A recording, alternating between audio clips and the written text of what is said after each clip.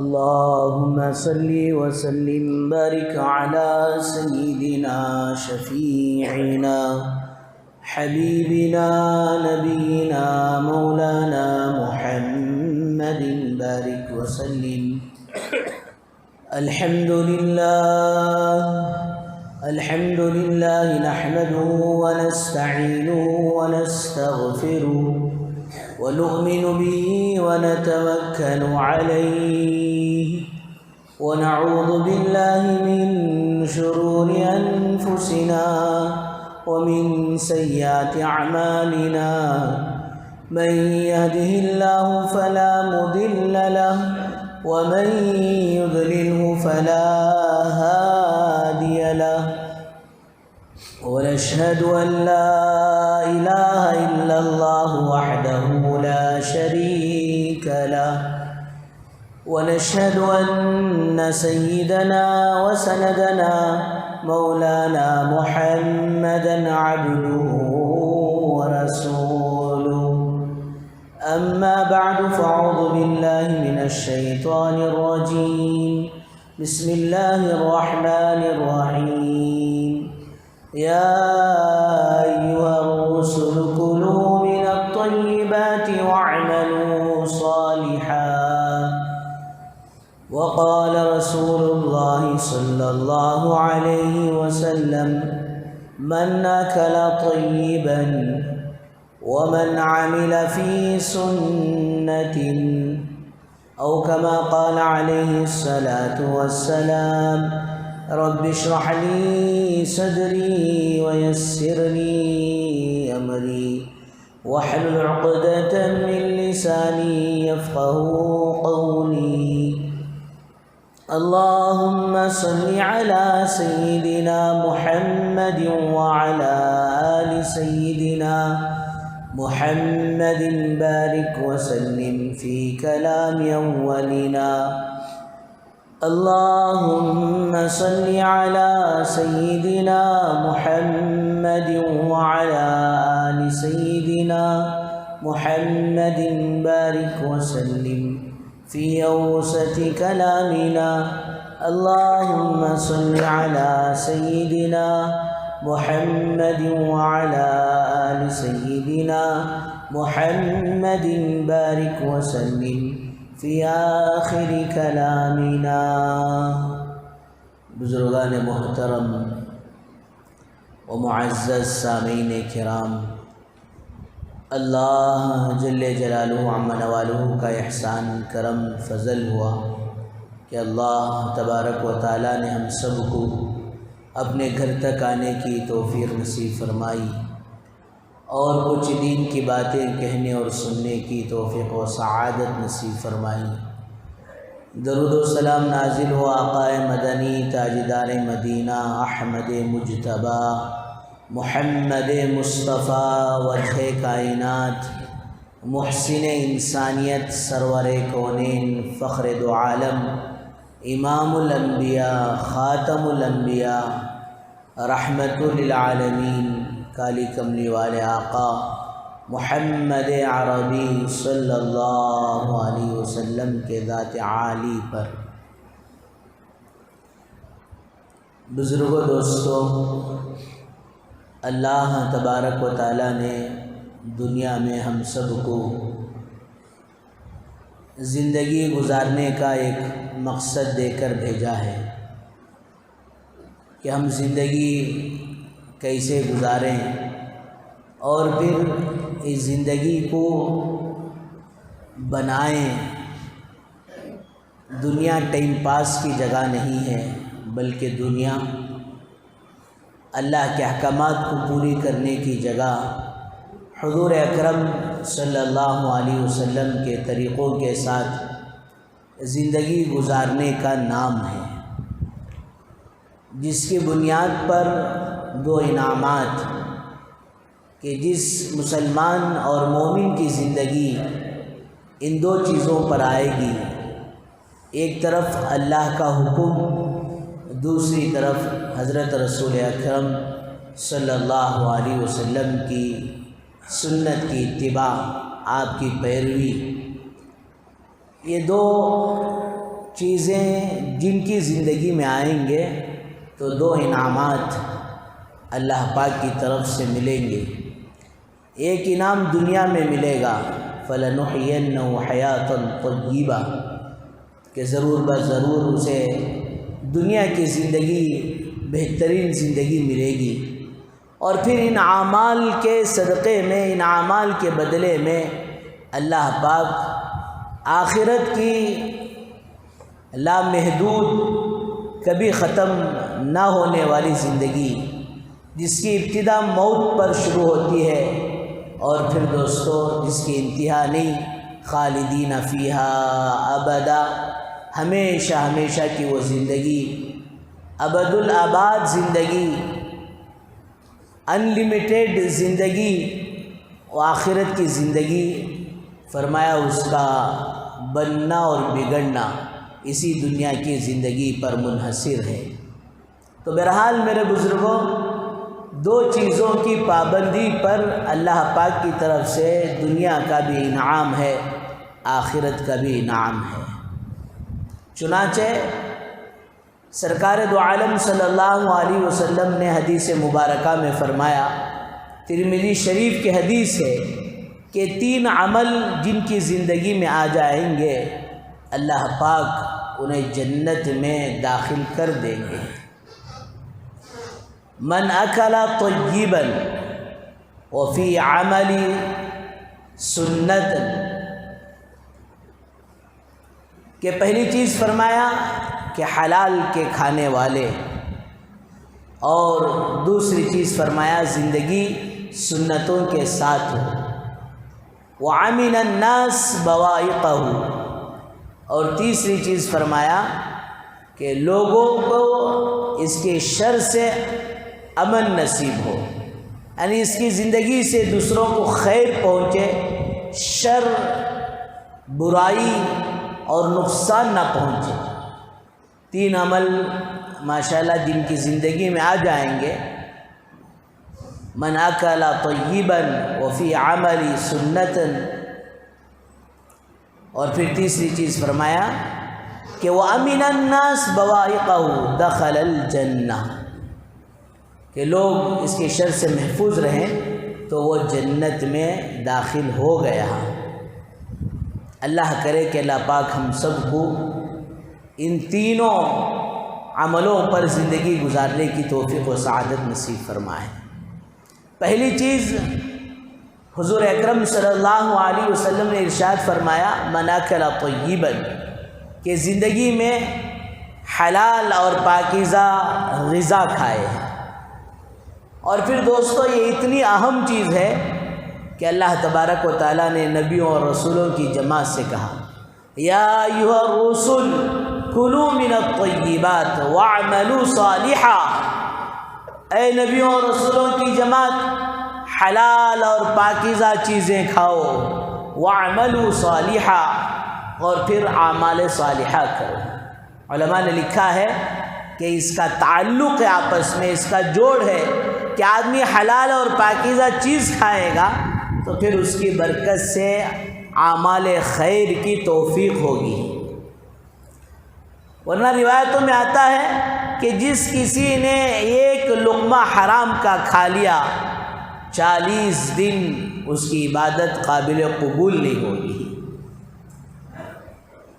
کپڑا 10 روپے کا خریدا ہے، 9 روپے حلال اور پاکیزہ تھے، 1 روپیہ حرام مال کا اس میں لگ گیا، تو دوستو جب تک یہ کپڑا رہے اس کے بدن پر، فرمایا اس کی عبادت قبول نہیں ہوگی۔ بزرگوں، اسی کی وجہ سے انسان کے لیے اور ایمان والے کے لیے، مسلمان کے لیے الدنیا سجن المؤمن کہا گیا، کہ دنیا مسلمان کے لیے قید خانہ ہے۔ کیا مطلب؟ قیدی جب جیل میں چلا جاتا ہے، ابھی مہاجر میں خطابت شروع ہونے سے پہلے چند ساتھی جو سینٹرل جیل کو جمعہ پڑھانے کے لیے بھیجے تھے، تو وہاں دیکھے کہ آدمی وہاں جیسا چاہے لباس پہننا چاہے نہیں پہن سکتا۔ جو جیل میں نہیں ہیں، باہر ہیں، جی ماشاءاللہ جیسا چاہے لباس جو پسند آیا وہ خرید لیے، اور جیسا پسند آیا ویسا سلا لیے، جس ٹیلر کے پاس چاہے اس کے پاس سلا لیے۔ لیکن جو قیدی وہاں سینٹرل جیل میں ہے، اس کا یقینی فارم ہے کہ وہی ڈریس پہنے گا، اس کے علاوہ اور کوئی ڈریس پہننے کی اجازت نہیں ہے۔ جیل کی طرف سے جو کھانا طے ہوگا وہ کھانا کھائے گا۔ یہاں ماشاءاللہ بیگم کو آتے آتے بولے جی 2 آرام سے بریانی پکاری، آج مینو بدل ڈالو، خشکا خورما پکو، خشکا کھاؤ گے خوش رہو گے، بریانی کھاؤ گے بیمار ہو جاؤ گے۔ تو آتے آتے مینو بدل کر آ گئے۔ وہاں وہ نہیں چلتا، وہاں جو جیل کی طرف سے طے ہے وہی کھائے گا۔ تو بزرگوں دوستو، اسی طرح یہ دنیا میں جیسا کپڑا چاہے پہنے، لیکن اس کے لیے حدود ہیں کہ اس حدود کے اندر رہ کر پہنے۔ کیا مطلب؟ مسلمان کپڑا تو اچھے سے اچھا پہنے گا، مرد ہے تو ریشم میں پہنے گا۔ ریشم کا لباس مرد کے لیے دنیا میں جائز نہیں ہے۔ یہاں گویا ہم ایک طرح کے قیدی ہیں، جیسے اللہ چاہیں گے، جیسے حضرت رسول اکرم صلی اللہ علیہ وسلم چاہیں گے ویسا پہنیں گے، کھائیں گے۔ لیکن اس کا مطلب یہ نہیں کہ ہر کسی کے پاس لے کر کھا لیں گے۔ پہلے یہ بھی دیکھیں گے کہ یہ جو چکن جو تلا جا رہا ہے، بیچا جا رہا ہے، کیا یہ ذبح ہو کر ہے کہ یا نہیں ہے۔ مرغی کھائیں گے، اس کا مطلب یہ نہیں کہ جہاں چاہے جیسے چاہے کھا لیں گے، نہیں، بلکہ فرمایا اس جانور کا حلال ہونے کا پکا یقین ہو تب لے کر کھائیں گے، ورنہ فرمایا مرغی جانور حلال ہے، لیکن جب اسے ذبح نہ کیا گیا ہو تو پھر اس کا کھانا حرام ہے۔ تو میرے بزرگوں دوستو، یہاں پابندیاں ہیں، یا یہ کہ ماشاءاللہ ذبح تو ہوا ہے، لیکن جس کے یہاں کھا رہے ہیں اس کا کاروبار سودی کاروبار ہے، اس کا کاروبار انٹرسٹ کا کاروبار ہے، اس کا کاروبار بینک کا کاروبار ہے۔ تو فرمایا جانور کو ذبح حلال طریقے سے کیا گیا، لیکن اس کا پیسہ حلال نہیں ہے، تو حلال طریقے سے ذبح کرنے کے باوجود وہ چیزیں اب نہیں کھایا جائے گا۔ تو بہرحال بزرگوں دوستو، الدنیا سجن المؤمن، ہم یہاں قیدی کی طرح ہیں، کھاتے ہوئے دیکھیں گے کیا حلال ہے کیا حرام ہے، پیتے ہوئے دیکھیں گے کیا چیز حلال ہے کیا چیز حرام ہے، پہنتے ہوئے دیکھیں گے کیا چیز حلال ہے کیا چیز حرام ہے، خریدتے ہوئے دیکھیں گے کیا چیز حلال ہے کیا چیز حرام ہے، بیچتے ہوئے دیکھیں گے کون سی چیز حلال ہے کون سی چیز حرام ہے۔ حضرت امام اعظم ابو حنیفہ رحمۃ اللہ علیہ کا کپڑے کا بزنس تھا، آپ کپڑوں کے تاجر تھے، ایک کپڑا آپ کے پاس رکھا ہوا تھا، حضرت کہیں گئے تو دکان میں کام والے کو چھوڑ کر گئے تھے، واپس آنے پر پتہ چلا کہ کوئی ایک جماعت آئی تھی، سفر کر رہی تھی، وہ کپڑا خرید کر گئی۔ حضرت نے پوچھا بیٹا کون سا کپڑا بیچا؟ حضرت یہ فلاں۔ کتنے میں بیچا؟ اتنے میں بیچا۔ ارے تو نے تو اس کی قیمت زیادہ لے لی۔ اور حضرت کہتے ہیں اس میں ایک جگہ ڈیمیج تھا تو ان کو اطلاع دیا، ان کو بتایا کہ فلاں جگہ اس کپڑے میں ڈیمیج بھی ہے؟ حضرت یہ تو نہیں بتایا۔ فوراً میرے بزرگوں دوستو حضرت سواری لیے بڑی تیزی سے جا کر اس قافلے والوں سے ملے اور کہا آپ کچھ قیمت زیادہ دے کر چلے گئے ہیں، یہ قیمت واپس لو۔ اور دوسری بات یہ ہے کہ جو تھان آپ نے کپڑے کا خریدا ہے، جو کپڑا آپ نے خریدا ہے، اس میں فلاں جگہ ڈیمیج بھی ہے، آپ نے وہ نہیں دیکھا، وہ دیکھ لو، پھر بھی پسند ہے تو لینا ورنہ واپس کر دینا۔ کہاں ہے آج کا ایسا تاجر؟ آم بھی کبھی ڈال کو گھسٹی کیسا کی ایک مال نکلیا تو بس اللہ حفاظت فرمائے۔ میرے بزرگوں دوستو، اللہ کے نبی سرکار دو عالم صلی اللہ علیہ وسلم نے ارشاد فرمایا کہ من اکل طیبا، حلال اور پاکیزہ کھاؤ ہو۔ مسلمان وہ نہیں ہوتا کہ مسلمان دھوکہ دے کر جو ہے اپنا کام بنا لے۔ پڑوس ملک میں ایک آدمی بظاہر دیندار سمجھا جاتا تھا، اچھا سمجھا جاتا تھا، اور اس کے بظاہر اس حلیے کو دیکھ کر لوگ ماشاءاللہ اس کے پاس خریدار بھی زیادہ بنے، لیکن پتہ چلا وہ مارکیٹ میں جو چیز 2 روپے کو بکتی ہے وہ 10 روپے میں بیچ رہا ہے، اور پھر پتہ چلا کہ فرسٹ کوالٹی کا نہیں سیکنڈ کوالٹی کا مال بیچتا ہے۔ لیکن میرے بزرگوں دوستو، آدمی کہتے ہیں کہ اللہ نے ہمیں دماغ دیا اس دماغ کو استعمال کر کر کیسے بھی سامنے والے کی سر پر ٹوپی ڈال دیں گے. بڑا شان سے بولتا, اچھا ٹوپی پڑا انہیں, اچھا ٹوپی ڈالیا اسے.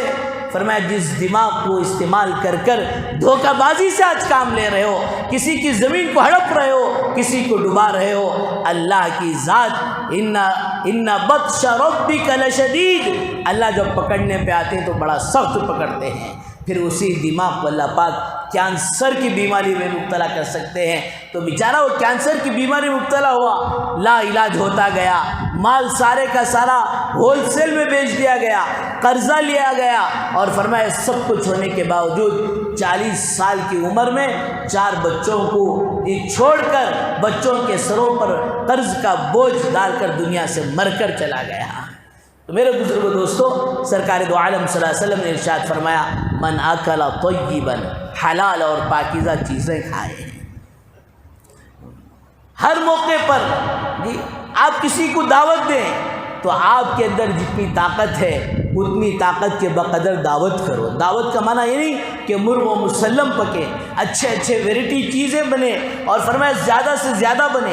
آج اللہ معاف فرمائے کہ شادی بیاہ کے موقع پر, ولیموں کے موقع پر اپنی طاقت سے زیادہ قرض لے کر, ہاتھ بدلی جو قرض لیا ہے, سادہ سیدھا قرض لیا ہے, الگ بات ہے. اللہ حفاظت فرمائے, بیاس کو لے کر, سود کو لے کر آج دعوتیں کھلائی جا رہی ہیں. اللہ حفاظت فرمائے. اور اللہ معاف فرمائے, آج بھی مسلمانوں کے حالات, شہر بنگلور کے حالات, اتنے مدارس, اتنی دعوت تبلیغ کی محنت, اتنے اللہ والوں کی محنت, یہ سب کچھ ہونے کے باوجود کرونا جیسا دور دیکھ کر, فلسطین جیسے حالات دیکھ کر, اور لیبیا جیسے ملک کے زلزلے دیکھ کر آج بھی مسلمان سدھرنے کے لیے تیار نہیں ہے. اور دوستو, شادی اللہ کے حکم پر قاضی کہہ رہا ہے, نکاح پڑھانے والا عالم اور مفتی کہہ رہا ہے, اللہ کے حکم پر, نبی کے طریقے پر. کیا اللہ کا حکم شادی بیاہ میں یہی ہے کہ آج یہ سب کچھ دیکھنے کے باوجود میرے بزرگوں بڑا دکھ ہوتا ہے, بڑا درد ہوتا ہے. ناچنا گانا چل رہا ہے, ناچ گانا مسلمانوں کی شادیوں میں. اللہ حفاظت فرمائے. یہ اللہ کا حکم, یہ نبی کا طریقہ. تف ہے ایسی شادیوں پر, تھو ہے ایسی شادیوں پر. میرے بزرگوں دوستو, اللہ کا واسطہ دے کر کہتا ہوں, اللہ کا واسطہ دے کر کہتا ہوں, جب اللہ کے نام پر, حضور کے طریقے پر ایک اجنبی جوڑا حلال ہو رہا ہے, مل رہا ہے, زندگی کی بنیاد پڑ رہی ہے, یہ آرکیسٹرا, یہ ناچنے گانے والوں کو بلا کر اللہ کے عذاب کو ہرگز دعوت مت دو. اپنے آپ کو سنبھلو, اپنے آپ کو سوچو. ہم دنیا میں آئے ہیں, اللہ نے ہمیں ایمان دے کر بھیجا ہے, حضور کی امت میں بنا کر بھیجا ہے, اور ہمارے ساتھ بہت سارے مراحل جی قبر کے, حشر کے, آخرت کے گزرنے والے ہیں. کیا اللہ کو منہ دکھائیں گے؟ اسی لیے ہم دنیا میں آئے تھے, ناچ گانا اور غیروں کی جو زندگیاں گزارے. اللہ ہم سب کی حفاظت فرمائے. بہرحال میرے بزرگوں دوستو, شادیوں میں بھی جتنی آپ کی طاقت ہے, ایک بریانی کے ساتھ آپ دعوت کر دو. فرمایا دنیا کچھ بھی کہے, دنیا والوں کا منہ آپ بند نہیں کر سکتے. جتے منہ ہوتے باتاں. کتابوں میں لکھا ہے کہ ایک باپ بیٹا جو ہے گدھے پر سواری کر کے جو ہے جا رہے ہیں. باپ بوڑھا تھا, سوار ہے, بیٹا چل رہا ہے. اب سامنے کون کی ملے, کیا ظالم بچہ, کیا ظالم باپ ہے کہ خود سوار ہو گیا, بیٹے کو چلا رہا. فوراً انہوں یہ سچویشن بدل دیے, بیٹا سوار ہو گیا, باپ چل رہا. ذری دور گئے تو کون کی بولے, کیا ظالم بیٹا ہے, خود سوار ہو گیا, بیٹے کو چلا رہا. 2 جنے بھی اتر کو چلنے لگے کہ کوئی مل کر بولیا, کیا دیوانے آدمیاں, سواری رکھو, پیدل چل رہی. 2 جنے بھی سوار ہو گئے. پھر ذری دور گئے تو کوئی مل کر بولیا, کیا ظالم لوگا ہی, ایک گدھے پر 2 سوار ہو گئی. پورا کر کو دیکھ ڈالے, انہیں بیٹھ کو, انہیں بیٹھ کو, 2 جنے چل کو, 2 جنے سوار ہو کو, آخر میں مجبور ہو کو گدھے کو سر کھاندے کو, پاوا بند کو اٹھا لے. سب پانی کے کنارے چل رہے تھے, اور جو لاٹھی ٹوٹی, گدھا پانی میں گیا. 2 جنے سر پکڑنے کو بیٹھ گئے. کیسا کہ ہمیں پار لگاتے تھے, آدمیوں کی باتیں سن کو جی ہمیں پیدل چلنا بھی پڑا, گدھے کو اٹھانا بھی پڑا, اور پانی میں گرانا بھی پڑا. اللہ حفاظت فرمائے. لوگوں کو نہ دیکھیں, اللہ اور اللہ کے رسول کو دیکھیں. بہرحال میرے بزرگوں دوستو, پہلی چیز اللہ کے نبی صلی اللہ علیہ وسلم نے ارشاد فرمایا, من اکل طیبا، حلال اور پاکیزہ کھانے والے۔ اور دوسری چیز وفی عملی سنت، اور اپنے عمل میں فرمایا سنت، ہر عمل میں حضور اکرم صلی اللہ علیہ وسلم کی سنت کو دیکھا جائے کہ میرے آقا صلی اللہ علیہ وسلم کی سنت کیا ہے۔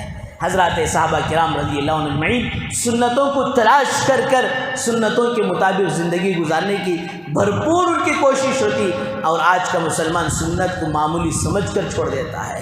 اللہ حفاظت فرمائے۔ بھئی 5 لاکھ کی گاڑی، شو روم کی گاڑی لے لیے ہیں، اس کا ایک ایک parts made in Japan, made in China, بڑا زبردست ہے، سب کچھ صحیح ہے، سب کچھ صحیح ہے، اسٹیئرنگ بھی، ایکسیلریٹر بھی، بریک بھی، سارے پارٹس برابر ہیں۔ اب کیا بیٹھنا، گاڑی چلانا، خالی 5 روپے کی ہوا نکل گئی ہی، بولو چلے گی؟ 5 لاکھ کی گاڑی جی، صرف 5 روپے کی ہوا نہ ہو، چلے گی؟ فرمایا اسی طرح میرے بزرگوں دوستو، دنیا کا ہر عمل، دین کا ہر عمل فرمایا وہ قابل قبول اللہ کے ہاں اسی وقت ہو سکتا ہے جب دوستو وہ سنت کے ساتھ ہوگی۔ حضرات صحابہ کرام رضی اللہ عنہ اجمعین فرمایا جھوپڑیوں میں، بادشاہوں کے محلوں میں، سفر میں، حضر میں، بیماری میں، صحت میں، ہر حال میں فرمایا سنتوں کی پیروی کے ساتھ زندگی گزارتے ہیں۔ حضرت حذیفہ بن یمان رضی اللہ عنہ جی بادشاہوں کے محل میں چلے گئے۔ پہلے بادشاہ نے تو کہا بھئی آؤ ہمارے ساتھ بیٹھ کر کھاؤ، نہیں ہم آپ کے طریقے پر نہیں، اپنے نبی کے طریقے پر کھائیں گے۔ دسترخوان بچھا کر نیچے بیٹھ کر کھا رہے، نوالا ہاتھ سے گرا اور اٹھانے گئے تو پڑوس والے نے جو ہے ذرا کونی لگائی اور کہا حضرت یہ بادشاہوں کا محل ہے، بڑے بڑے لوگ یہاں بیٹھے ہیں، آپ ذرا ایڈجسٹ کر کر کھا لو، وہ لقمہ مت اٹھاؤ۔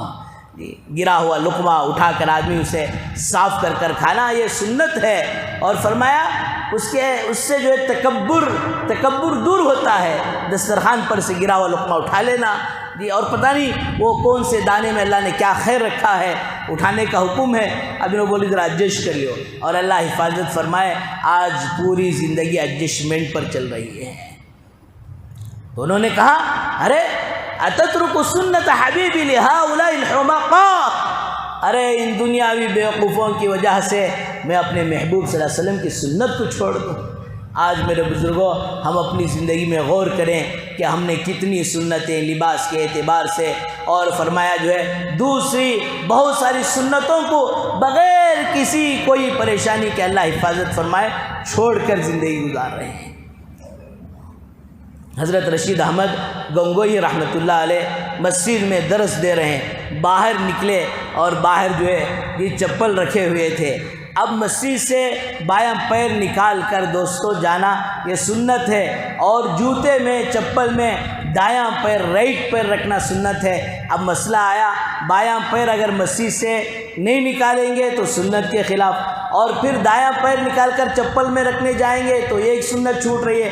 تو حضرت طلبہ نے پوچھا حضرت اب کیا کریں گے؟ تو حضرت نے تھوڑی دیر غور کیا، بایاں پیر مسجد سے نکالا، ایک چپل پر رکھا، چپل نہیں پہنا، چپل کے اوپر رکھا، اور سیدھا پیر ماشاءاللہ وہ چپل میں ڈال دیا، ایک ہی وقت میں دونوں سنتوں پر عمل کر کے بتا دیا۔ حضرت مولانا قاسم نانوتوی رحمۃ اللہ علیہ کیسے حضور اکرم صلی اللہ علیہ وسلم سے عقیدت و محبت تھی، ہرا کوئی چیز پہنتے ہوئے حضرت ڈرا کرتے تھے، گنبد خضرا کا رنگ ہرا ہے، اس ہری چیز کو میں استعمال کروں اور کوئی کہیں بے ادبی اور گستاخی نہ ہو جائے۔ اور پھر ماشاءاللہ مدینہ منورہ کو اس زمانے میں گئے جس زمانے میں دوستو روڈوں کی سہولت نہیں تھی، سواریوں کی سہولت نہیں تھی۔ ذوالحلیفہ یہ میقات ہے، مدینے سے کوئی عمرہ کرتا ہے تو وہاں احرام باندھنے کی جگہ ہے، وہاں تک سواری پر آ کر رک جاتے، اور وہاں سے دوستو سواری پر سوار ہو کر جانا ادب کے خلاف سمجھتے، اور پھر بڑھاپے کے عالم میں گئے تھے، نازک بدن نازک پیر، فرمایا بغیر چپل کے پیدل چل رہے ہیں، اور دوستو پیر زخمی ہو رہے ہیں، خون آ رہا ہے۔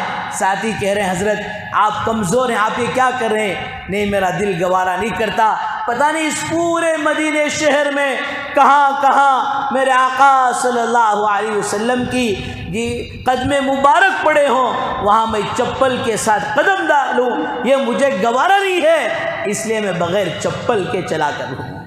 میرے بزرگ دوستو، ایسے اللہ والوں سے حضرات صحابہ کو اور اللہ والوں کو حضور اکرم صلی اللہ علیہ وسلم سے عقیدت و محبت تھی۔ اور تیسری چیز فرمایا کہ جو ہے ہماری ذات سے کسی کو تکلیف نہ ہو، وَأَمِنَ النَّاسَ بَوَائِقَهُ، کہ ہماری وجہ سے کسی کو کسی طرح کا کوئی شر نہ ہو، کوئی نقصان نہ ہو، کوئی تکلیف فرمایا دوستو ہماری وجہ سے نہ پہنچے۔ خیر الناس من ينفع الناس، بڑی پیاری حدیث ہے کہ لوگوں میں سب سے بہتر وہ ہیں جو لوگوں کو نفع پہنچانے والے ہیں۔ وَأَمَّا مَا يَنْفَعُ النَّاسِ فَيَمْكُثُ فِي الْأَرْضِ، اللہ پاک قرآن میں کہتے ہیں جو لوگوں کو نفع پہنچاتے ہیں ہم ان کے پاؤں کو زمین میں جمع دے دیتے ہیں۔ کیسے کیسے اللہ والے جی زندگی گزارے ہیں۔ سہل بن عبداللہ تستری رحمۃ اللہ علیہ فرمایا ان کے گھر کے اوپر ایک غیر رہتا تھا، اور اس نے جو یہ بیت الخلا بنایا تھا اس میں سے کچھ گندگی اور پانی جو ہے گر جاتا تھا، تو حضرت جو ہے وہاں بالٹی رکھ دیے تھے اور اسے کبھی نہیں بتائے، اور پھر تہجد کے وقت لے جا کر وہ پانی پھینک دیتے تھے۔ جب حضرت کا انتقال ہوا نہ اپنے گھر میں بتائے نہ اس آدمی کو بتائے۔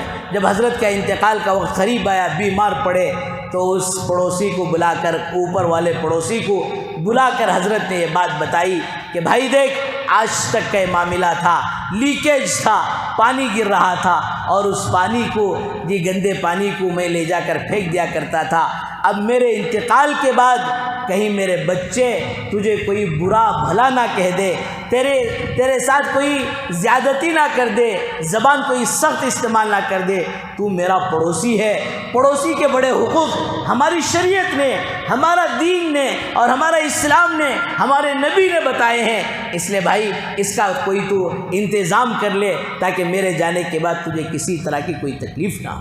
وہ آدمی سر پکڑ کر بیٹھ گیا، حضرت آپ اتنے دنوں سے اس تکلیف کو برداشت کر رہے ہیں، آخر آپ مجھے ایک بات کہہ دیتے تو میں جو ہے اسے درست کرا لیتا۔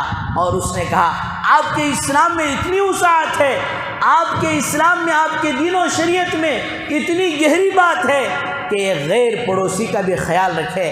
حضرت اس اسلام کو پہلے میرے سامنے پیش کرو، اس کلمے کو پیش کرو، اور فوراً اسی مجلس میں آپ کا وہ پڑوسی غیر دوستو کلمہ پڑھ کر اسلام میں داخل ہو جاتا ہے۔ ایک دور تھا اللہ والوں کی زندگیاں، مسلمانوں کی زندگیاں ایسی تھی کہ ان کے رہن سہن کو دیکھ کر، ان کے معاملات کو دیکھ کر، ان کے معاشرت کو دیکھ کر میرے بزرگوں غیر جو ہے اسلام کے قریب ہو جاتے تھے، اسلام میں داخل ہو جاتے تھے۔ آج اللہ معاف فرمائے، ہماری معاشرت، ہمارے معاملات اتنے بگڑے کہ آج دوستو اسلام کا امیج غیر جو ہے دوسرے انداز سے دیکھ رہے ہیں۔ بہرحال تیسری چیز حضور اکرم صلی اللہ علیہ وسلم نے ارشاد فرمایا کہ ہماری ذات سے کسی کو تکلیف نہ ہو، ہماری ذات سے نفع پہنچے۔ اعلیٰ درجہ، ادنا درجہ یہ ہے نفع نہیں پہنچا سکے تو میرے بزرگوں نقصان بھی نہ پہنچے۔ حضرت خواجہ باقی باللہ رحمۃ اللہ علیہ پہنچے ہوئے اللہ والوں میں، اللہ والوں کی فہرست میں، بڑے بڑے چوٹی کے اللہ والوں میں آپ کا شمار ہوتا ہے۔ ایک مرتبہ یہ رات کو تہجد کو اٹھے، مصلی بچھایا، تہجد پڑھی، ذکر و درود، استغفار، دعا وغیرہ کہ ابھی فجر میں لمبا وقت باقی ہے۔ سونے کے لیے گئے تو کیا دیکھتے ہیں، اس لحاف میں، اس چادر میں بلی آ کر سو گئی ہے۔ جی اس کا کوئی مقام مرتبہ نہیں ہے انسان کے مقابلے میں۔ اور فرمایا اللہ والے، یہ تو اللہ والے تھے، چاہتے تو بلی کو اٹھاتے کہ میں تھکا ماندہ ہوں، مجھے سونا ہے، پھر فجر کو اٹھنا ہے۔ فرمایا فجر کے بعد پھر مجھے جی کتابیں پڑھانا ہے، نہیں، فرمایا بلی سو رہی ہے اس لیے اس کو جگانا گوارا نہیں کیا، اور فرمایا پھر مصلی پر کھڑے ہو کر ماشاءاللہ تہجد پڑھتے رہے۔ ہمارے اللہ والوں کی، اسلاف کی ایسی زندگی ہے کہ ایک جانور کو تکلیف دینا پسند نہیں کیا۔ جی ایک محدث جب ان کا انتقال ہوا تو اللہ نے اللہ سے یہ اللہ کے حضور میں پیشی ہوئی تو خواب میں ان کے دوست نے دیکھا، پوچھا کیا گزرا؟ کہا میں حدیثوں کے پڑھنے اور پڑھانے کی وجہ سے، لکھنے اور لکھانے کی وجہ سے، پڑھانے کی وجہ سے، سنانے کی وجہ سے میرے ذہن میں تو یہی بات تھی کہ ان سارے دین کے کاموں کی بنیاد پر اللہ میری مغفرت کر دیں گے، لیکن یہاں معاملہ تو کچھ اور ہوا۔ کیا ہوا؟ اس زمانے میں دوستو لکڑی کے پین ہوتے تھے جسے انک میں ڈبو کر لکھا جاتا تھا، ایک مرتبہ حدیث لکھنے کے لیے بیٹھے، ایک مکھی آ کر بیٹھ گئی اور ان کو پینے لگی۔ یہ سوچے کہ اللہ کی ایک چھوٹی سی حقیر مخلوق، فرمایا بھوکی پیاسی ہے، اس لیے اپنے پین کو حرکت دیے بغیر ایسے ہی رکھا تاکہ وہ مکھی اطمینان سے یہ اپنی پیاس بجھا کر جائے۔ یہ اللہ کہتے ہیں کہ تمہارے اس عمل کی وجہ سے ہم نے تمہارے ساتھ مغفرت کا معاملہ کر دیا۔ بہرحال میرے بزرگوں دوستو، ترمذی کی روایت ہے، اللہ کے نبی صلی اللہ علیہ وسلم نے ارشاد فرمایا، جو کوئی یہ حلال اور پاکیزہ غذا کھائے اور اپنے ہر عمل میں میری سنت شریعت کیا ہے یہ دیکھے اور اپنے عمل سے، اور فرمایا کہ کسی کو کوئی تکلیف نہ ہو، دخل الجنہ، کہ وہ آدمی جنت میں داخل ہو گیا۔ اللہ تعالیٰ سے دعا فرمائے اللہ تعالیٰ ہم سب کو ان تینوں باتوں پر بھرپور عمل کر کر جنت میں اپنا گھر اور ٹھکانہ بنانے کی توفیق و سعادت نصیب فرمائے۔ وآخر دعوانا ان الحمد للہ رب العالمین۔ جو حضرات سنت میں پڑھ لیں اس